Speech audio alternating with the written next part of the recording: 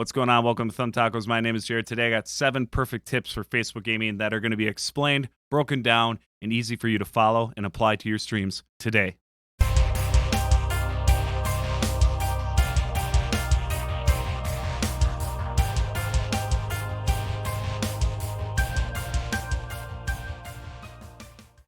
As always, I want to thank you guys for stopping by. Look, it isn't too difficult to make some improvements every time we go live. My whole channel is based around making micro improvements, so when after about 10 streams, you can start seeing a difference.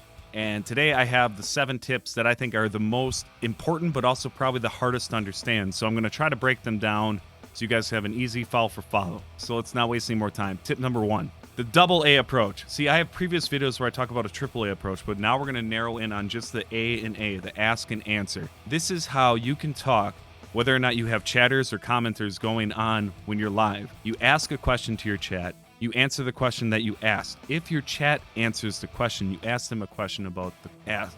You ask them a question about the... You just got to keep this circle going. So let's break this down into an example so you guys can follow this really easily.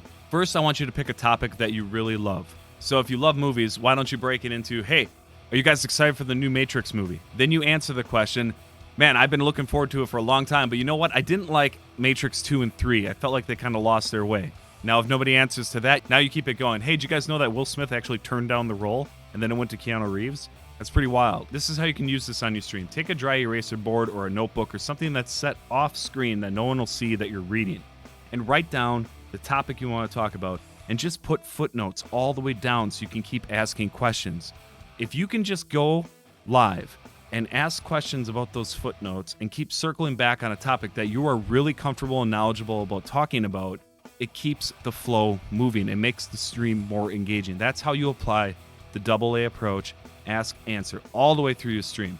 And trust me, once you get your chat going and they come back and they start talking, you won't need this anymore. But if you have a chat that is stale and it's not working, this is a great way to get things moving. I average anywhere from like 800 to 1,500 comments a stream, and I only stream for like 2 hours. My chat flies off the handle because I have practiced this so many times over and over, and it works. It works every time. And you can start doing this today.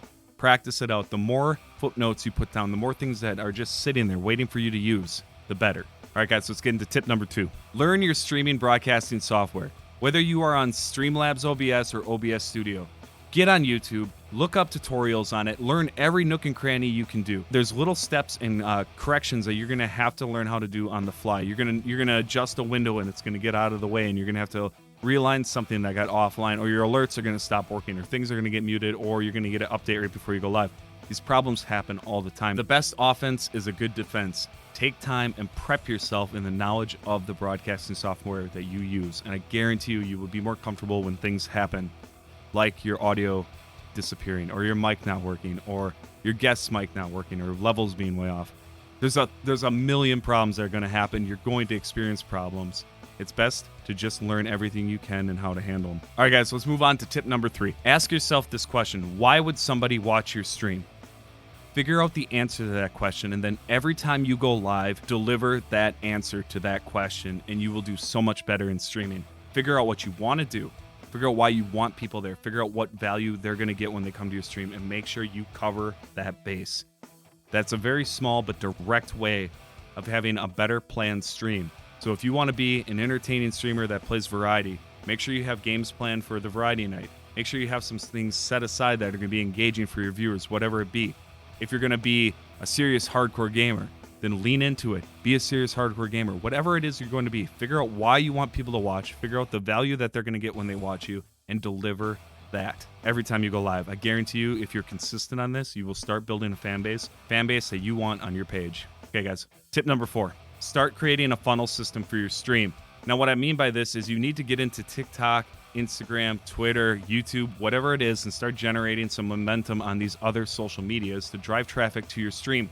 But what most of you are going to do is you're going to say, hey, I'm live on Twitter or Instagram. Hey, I'm playing this on Instagram. These tactics don't work. They're not effective. What you need to do is build an actual audience for Instagram, build an actual audience for Twitter, TikTok, or YouTube. I use YouTube. That's how I'm using my funnel system. I do have a TikTok and an Instagram and Twitter, but nobody needs to watch that. But if you want to, the links will be down below just for fun. Come say hi. Come tweet at me like a bird. And the funnel system works. Any major streamer on Twitch or Facebook has a very strong game at this. This funnel system is undeniably one of the biggest ways to grow a channel without having to rely on an algorithm or just growing on Twitch. Okay, tip number 5, practice talking. Talk all the time. Every time you're in the car and you're driving somewhere, I want you to start freestyling and practicing improv. Improvisational tips are on YouTube. You can learn little tactics to learn how to talk about random stuff so you can keep your mouth moving. The biggest problem in streaming is a lot of dead time. This will be a better way to get rid of that. If you're not that comfortable, here's a challenge for you.